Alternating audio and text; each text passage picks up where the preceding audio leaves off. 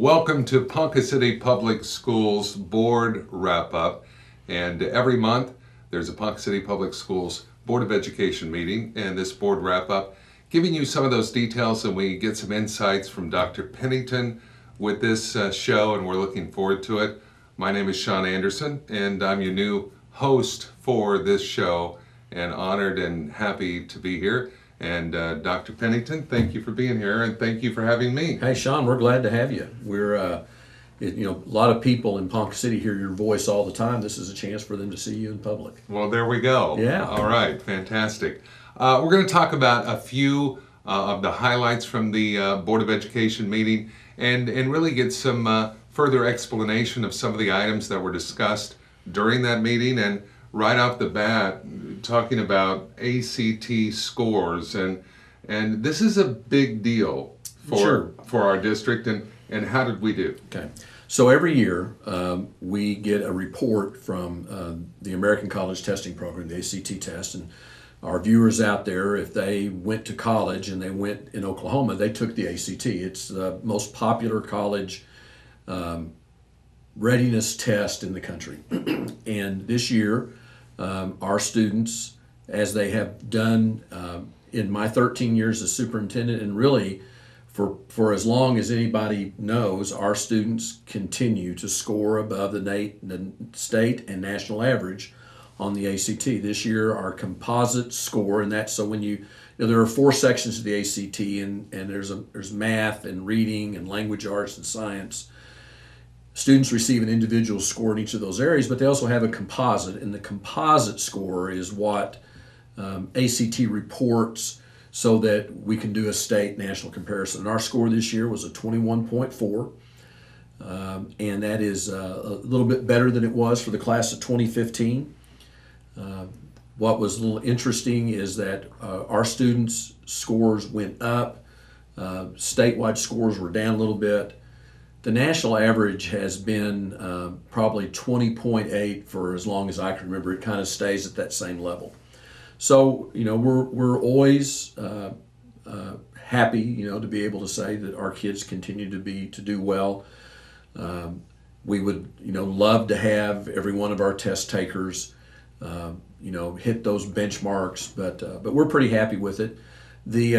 And what's even more exciting to us is that our scores continue to stay above the state and national average, even though we increase the number of students each year who take the test.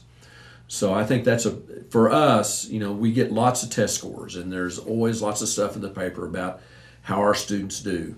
And we look at all that data, we look at all that information, but for us, the one that we really tend to focus on more than anything else is the ACT score, because that's what we take when we're done. That's what have we done for 12 years of education. Most students take that either the end of their junior year or the first of their senior year. So for us, of all the tests we take are important.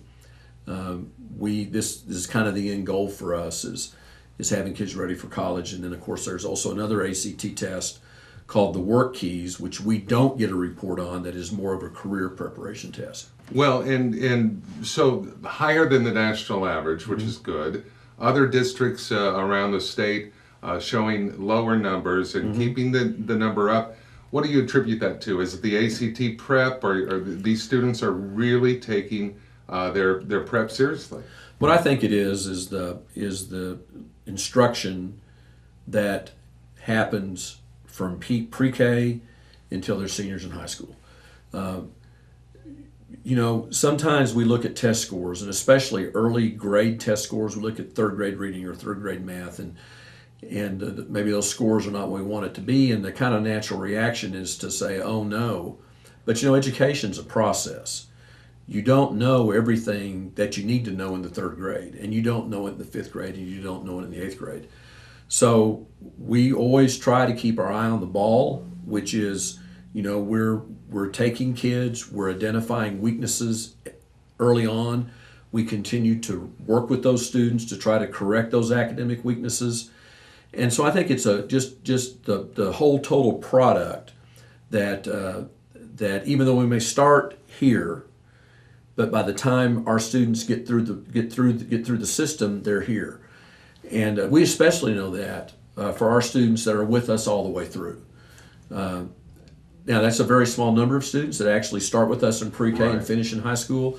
But when we look at those students who are with us all the way through, what we see is academic growth as they move through the system.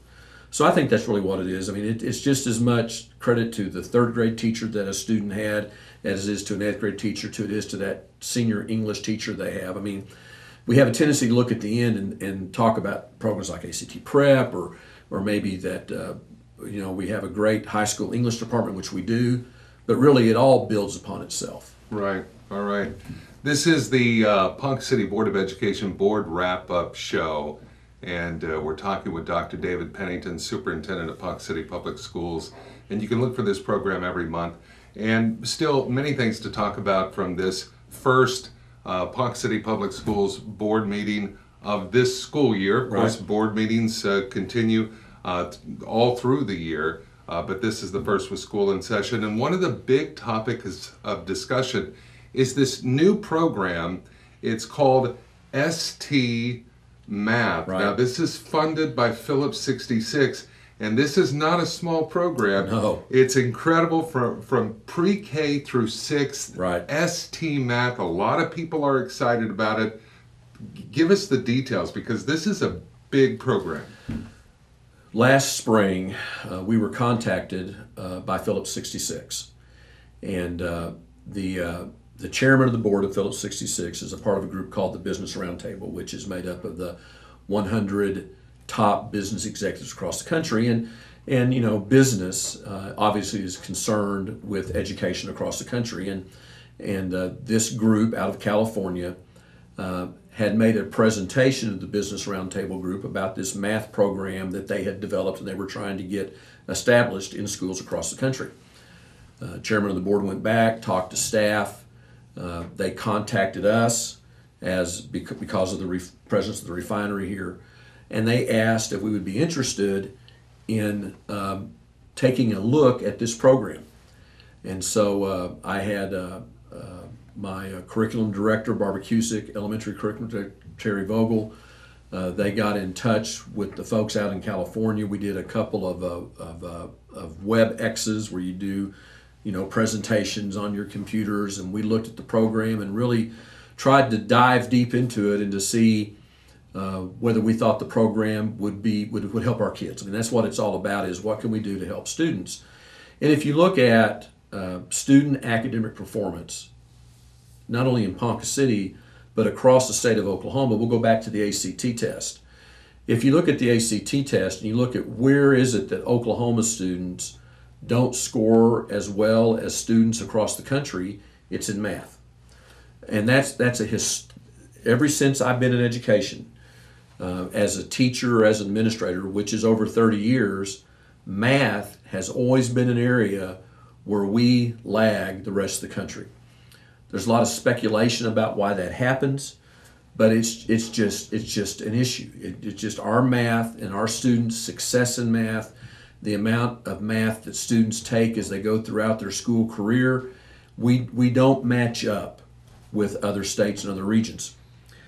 And we've done lots of things over the years to try to improve our mathematics ability of our students, to take the fear out of math. A lot of kids are afraid of math. A lot of parents are afraid of math. I mean, there are lots of parents who will tell their children, well, math's hard, or I couldn't do that anyway, and oh no, algebra's so difficult, or geometry, and let alone talk about things like Algebra 2 and Trig and Calc, which are programs that we know that the students that are in kindergarten today, for them to be as successful as they need to be competitive in the workplace, when they graduate in 2028 or 2029, they're going to need to take higher level math classes. For example, we know that one of the keys to college graduation is being successful in Algebra 2 as a high school student. Those are indisputable facts. And so we've always been looking for ways to improve student math. And so we researched this program, and I think the idea originally was maybe one site would adopt it. But after discussing this with officials from Phillips 66, they were kind enough to pay for this program for our elementary sites and for the 6th grade at West Middle School. Just the software alone is over $600,000. Wow. So what excites you the most about this program? I know math for so many, for me, perhaps for you, and for anyone really, it's about how you take it. And every now and then we know that we go from not getting it to getting it like that when it's explained or presented in a certain way, and once you get it, and all of a sudden it's not intimidating anymore. Is that what this program does, and what's so exciting about, and what makes this program different? Well, what makes it different is that first of all, it has a great research base behind it. Okay, so it has been thoroughly researched by and now I'm going to draw a blank here, but I believe it's University of California, Irvine. Their mind research division, and it just kind of it's funny how this stuff all works together. There's been a lot of research the last 10 years or so about exactly how the mind works and how do we learn. And one thing the mind research has showed us is that really learning never stops, especially when it comes to mathematical reasoning. That we can almost retrain the brain if we do it in the proper way, where you can gain math concepts, be able to think mathematically and see mathematically as you progress through your school career. And so what this program does, first of all, it is game-based. So when a student is working on this, and it's a computer-based instruction program. So when a student is doing the math, they're playing a game. And the thing we know about games, and especially video games, is that you think about a traditional classroom situation. I give you a set of math problems, you have a math problem and you can't figure it out. And especially for a young person who's not successful in math, the first thing they say is, I can't do this. They just say, I can't do this. Right. But they don't do that with video games. You give a child a video game and you give them a challenge, they will continue to work at that until they conquer the challenge. And so what we have is a program that is teaching mathematical concepts. Something as simple as the number line. Right. Which is the demonstration that was given to the board on Monday night. So, you have a figure, here's the number line, and it asks the student to show on a line of 1 to 50, where would 5 be? And if they do that correctly, then the figure, which is actually a penguin, moves across the line. If he doesn't, it puts a block up, and they have to go and they have to do it again. And so they're working. There's a challenge for them. The other thing that's great about this is that when the teacher pulls their screen up, they're able to see what mathematical concepts students are struggling with in real time. So they can immediately go and they can go to my desk where I'm working, and they can see that I'm having an issue with number line. And so right then they can talk to me about number line concepts and can help me with that issue. The program in its early stages doesn't require students to read. So for our students who who are on special education and have reading difficulties, sometimes it's not that a student can't do math, but they can't read the problem. And so it helps them develop their mathematical reasoning as their reading skills catch up. For a student who's ELL, and where reading again is a big barrier to them, they can still do the math even if they can't read English right now or can't read it well. So it addresses those issues, and it helps. It goes all the way through to really some very beginning levels of geometry reasoning and algebraic reasoning. So we think it's really cool. It's a challenge for the kids. It doesn't take the place of traditional math instruction. Right. So we do our traditional math instruction every day, and then we have a time set up, and it varies from school to school.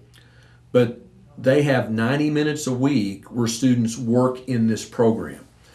And the kids are excited about it. They don't see it as necessarily learning anything. They're just Right. having fun. And Well, that sounds like the great thing about this program is it's meeting these kids where they are, right, and it's getting them excited about the process. right. And isn't that the key? And that really is the key to math. You know, most of us, I'm not a good math person. You know, I mean, I'm not either. I mean, you know, I took geometry in high school. Somehow I managed to make a D, you know, and never took another math class the rest of my life. I kind of hate to admit that, but Right. But so for me, you know, I can add, subtract, multiply, and divide, but you get into it's just never been something that I thought, it just didn't work for me. Right.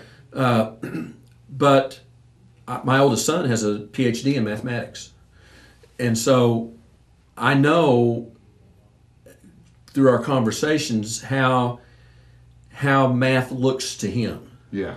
And it really is about being able to see things in a mathematical way. And the more of our students, I mean, they're not all going to, you know, the chances of, you know, how many PhDs in math do you have? More than you think, by the way. I've Right. learned that. Right. But what it does is it gives them that baseline so that when they get to Algebra 1 and they get to Algebra 2, it's not foreign to them. And they've learned how to manipulate equations and those kinds of things. So it's really a cool program. In addition to the software, Phillips has purchased iPads for every pre-K student that we have. And they also have bought some 3D printers for us because there are some parts of this program where students are actually going to be able to do some things where they're going to print a 3D object. So it's really cool. It's a great thing for our community, and we are so thankful. You know, Phillips 66, incredibly generous of them to fund this program. Oh, absolutely. This is a big commitment. And I got to wonder if perhaps they're not thinking years down the line some future engineers. Oh, perhaps, I'm sure that you know? again it fits into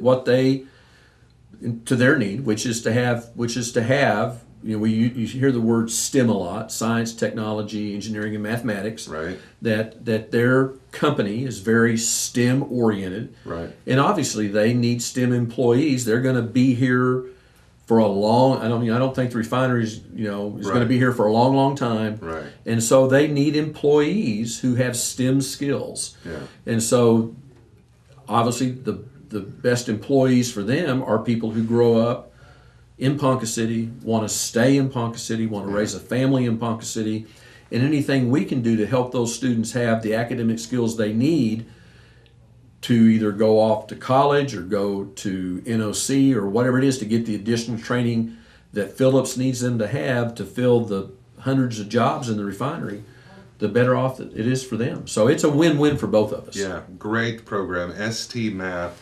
And how quickly will it be implemented fully up and running? We're up and running today. Up and running today. We're using it in classrooms today. And I would, especially those of you that are parents or maybe grandparents in our system, don't go ahead and if you're curious, call, make an appointment. And we'd love to have you come in and visit a classroom one day when the students are doing ST Math, or ask them about it. Because this is the best part of it, is the students are excited about it. And anytime you can get students excited about math, then you've accomplished a major task. Absolutely. Well, not a board meeting goes by, a conversation, very rarely a conversation is missed where the subject of funding doesn't come up. And that is certainly something that's always on your mind, on people's minds, not only the administration and the support staff and the teachers at the entire Ponca City Public Schools, but parents, and because it's constantly a topic of conversation. And the state 1 cent sales tax for education is a big topic right now. Where do we stand on this, and what are we expecting? Well, when we go to the polls in November, in addition to electing a president, we're going to have several state questions on the ballot. And one of those questions is 779, which is a 1 cent sales tax for education. The majority of that sales tax is devoted to public schools. That's pre-K through 12. There's I think about 15% will go to higher ed, and a smaller percentage will go to career tech. And then there's actually another, I think 5% that goes to early childhood programs. So that's programs for students before they actually get to pre-K. For the last couple of years, people who watch this show on a regular basis have listened to me talk about the reduction in funding that we've had really since 2009. Just a couple of stats I shared with the board on Monday night. The first thing I talked to them about is exactly how much our funding has been cut from 2009 to 2014. And the only reason I went only to 2014, there's an organization called the Center for Public Policy, which is out of Washington, D.C., and they release a study every year where they look at education spending. And they base that on information from the National Center for Educational Statistics, out of which is part of the Department of Education. So they haven't done, in this December, they'll release the information for 2009 to 2015. So we'll update this. But in 2009 to 2004, our state aid, which is the funding formula that we have that operates our schools, we had 24.2% less than we had in 2009. That percentage cut per student was number one in the country. Okay. Wow. If you look at just state funding, that's the money that not only we get from the funding formula, but what we get from the State Department for programs like alternative education, professional development for teachers, reading sufficiency, all the state programs that we have. If you look at that, we've been cut 15.3%, which is the fifth highest cut in the country. And if you take state and local money together, we've been cut 10.1%, and that's the ninth highest in the country. Now remember, that's fiscal year 2009 to fiscal year 2014. In FY14, the price of a barrel of oil was $100. Yeah. So when we get these numbers for fiscal year 15, we can't be any higher than number one. It's not the number one we want. Right. But my guess is we're going to move up in the rankings for state revenue and then state and local combined. And then when we get to fiscal year 16, which is the one we just finished, where we were cut during the school year, I would imagine that when FY16 numbers come out, we're going to be number one in every category.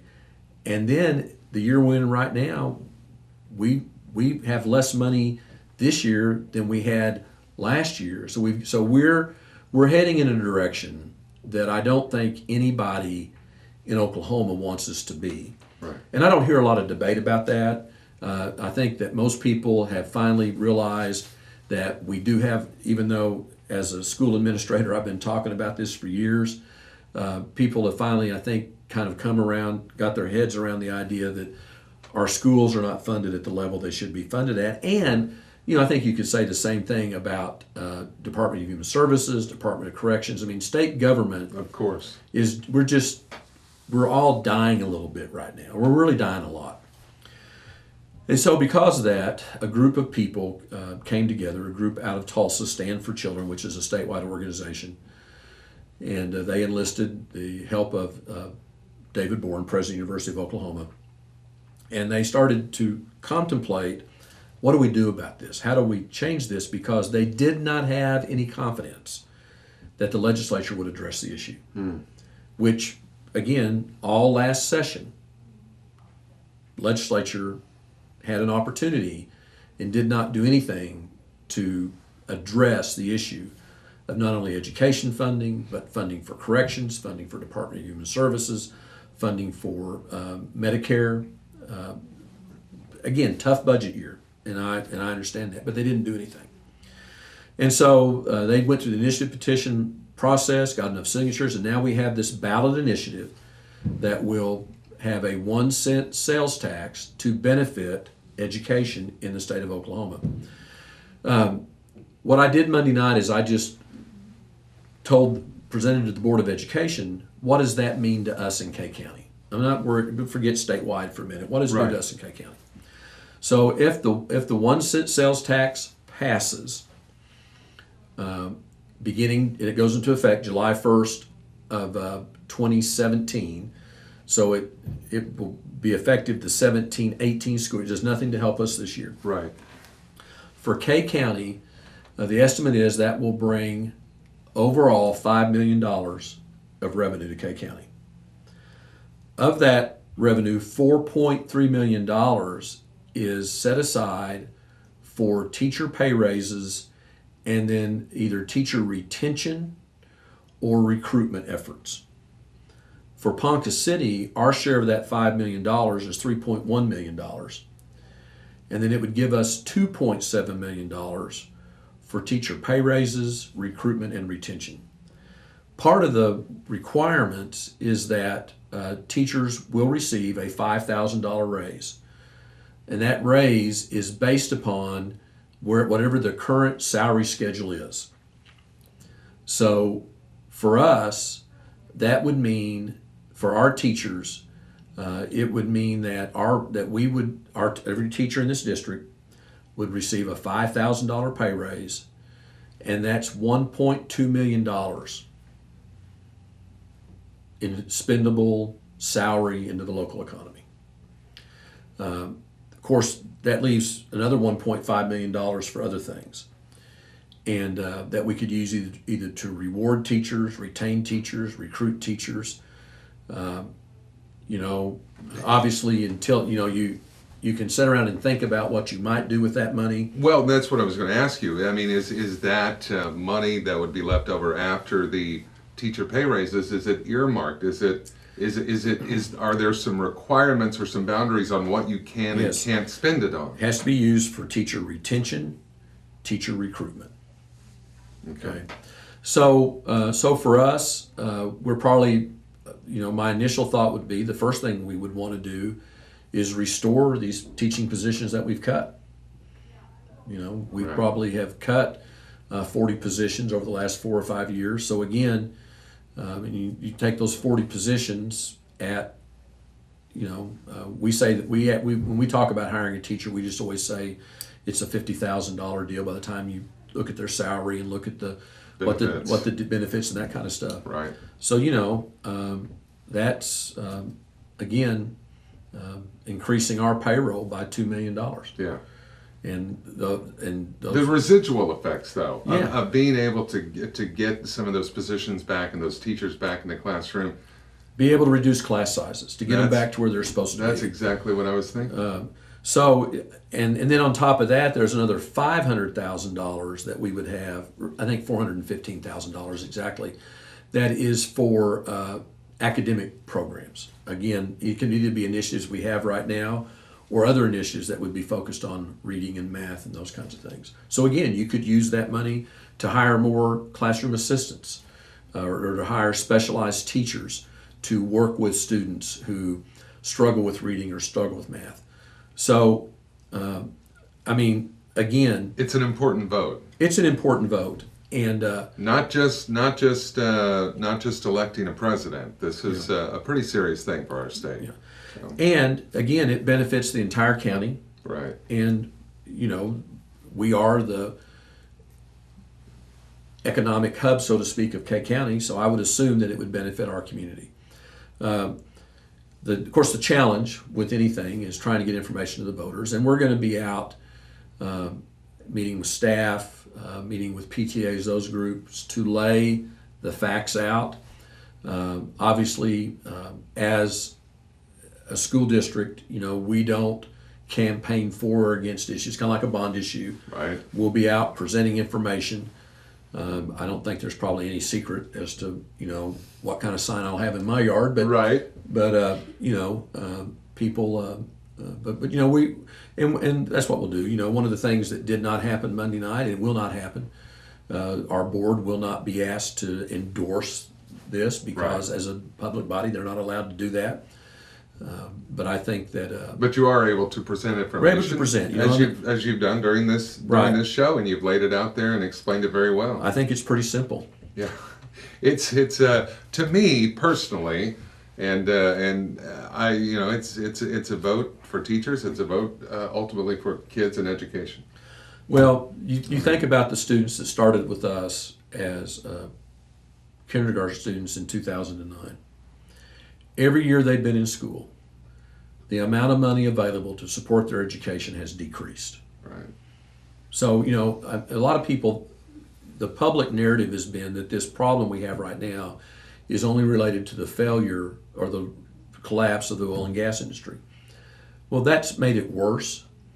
But again, when oil was $100 a barrel, we had cut state aid on a per student basis by 24.1%, the highest cut in the country.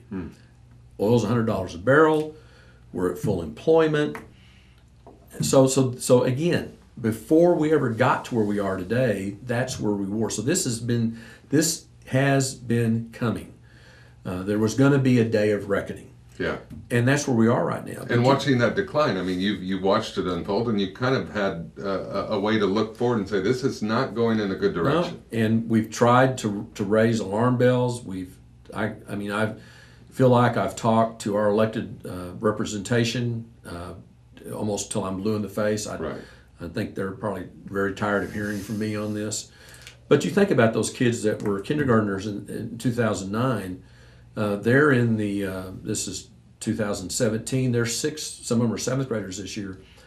They've had their funding cut every year, and if we don't step up, we're not gonna lose one generation of kids. Right. We're gonna lose two generations of kids. This is not, again, we've done some things in our state that we thought were good ideas that are coming back to haunt us. Back in the 90s, we passed a state question 640, which requires the legislature, anything they do to raise taxes requires a 75% vote of both houses. Now, that's impossible. Yeah. And so what happens is, and you saw it this last session, the legislature, even people that are well-intentioned and people that want to help, just kind of throw their hands up and say, I can't do anything.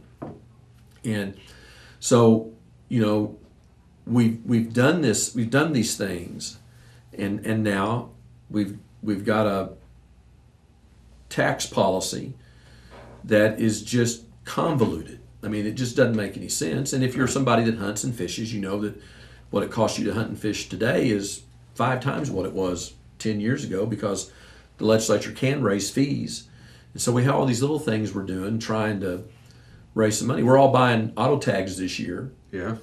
Because that's a fee. Right. So that's going to raise the state $5 million. My auto tag, I don't know about your tag. My tag was in good shape. I didn't need to replace it. Right. So we've got these big issues, and does that frustrate you when other issues that are of obvious lesser importance getting so much attention, and here we are with this monumental issue that has future ramifications for generations to come, and it's not getting the attention that these lesser issues are getting? Yeah, I tell you what, look, I'm a native Oklahoman, and I went away for a while and chose to come back and chose to raise my family here, and I'm very glad I made that decision. But it does frustrate me that sometimes it seems like we just can't get out of our own way, and that we let. I used to teach American government, so I'm a civics. This is the way the system's supposed to work. I believe, you know how it works. I believe in the system. Right. I believe in the system. I think we have the best system of government in the world. But I think that we've let side issues get in the way of good governance. Yeah. And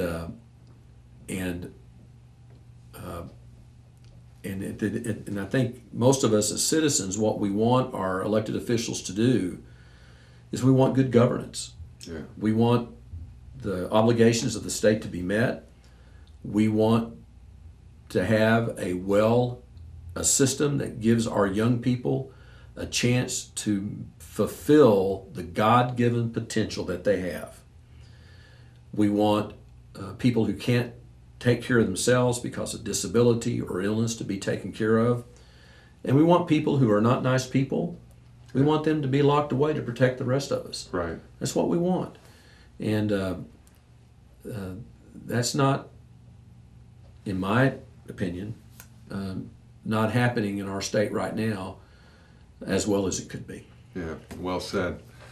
We're reaching the end of this board wrap-up show with Ponca City Public Schools and Dr. David Pennington. But one more thing before we do. New school year, here we are, and excited, a lot of exciting things happening. Let's talk enrollment. How are the numbers, how have they shaped up so far? Well, we're down compared to what we were at the beginning of the year last year, and we're actually down compared to what we ended the school year with last year, which is pretty unusual. Usually your September numbers are higher than your May numbers. I think probably it traces itself back to the overall condition of the state economy. I think that we probably had more jobs either that were related somehow to the oil and gas industry than maybe we thought that we had. I don't know about you, Sean, but I drive around town and I don't remember ever seeing for rent signs in Ponca City. Right. And I see them all over the place now. It's true. And so I think we've lost some population. Certainly translates to lower numbers, but still probably surprising. You know, because of the centralized enrollment we have now, it's easier for us to kind of do some data collection from year to year. And while we're about 45 students less than what we had in May of 2016. When we look at the students we had in May and the students we enrolled in August for this upcoming school year, there were 500 students that are no longer in our system. So we've had 500 students move out of Ponca City. Wow. Or leave the system in some way. Now we've had another 400 and some odd students that are new to the system. Right. But it just gives you an idea of the turnover that happens. And that's something we've always known. We have a lot of movement within our community. It's the first time we've been able to qualify what that movement is. Yeah. All right. You've been watching the Ponca City Public Schools Board Wrap-Up show, and you can look for this show every month, not too long after the monthly Ponca City Board of Education board meeting. And Dr. David Pennington, thank you. You bet, thank you. Fantastic. You bet. Glad to have you. Show. Hope you enjoy it. I did, and I think it was good, a good experience. And I'm your new host, Sean Anderson of the Board Wrap-Up show. Looking forward to many more. And thank you. And we appreciate you watching. Until next time.